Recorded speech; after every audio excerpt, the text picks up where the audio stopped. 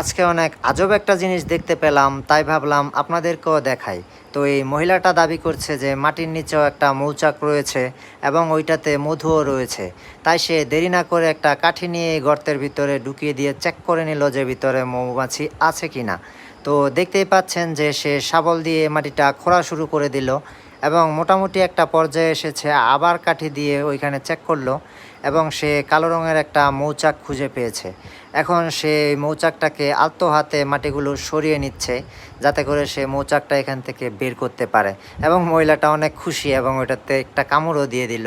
তো দেখতেই পাচ্ছেন যে এটা একটা বন্য মৌচাক।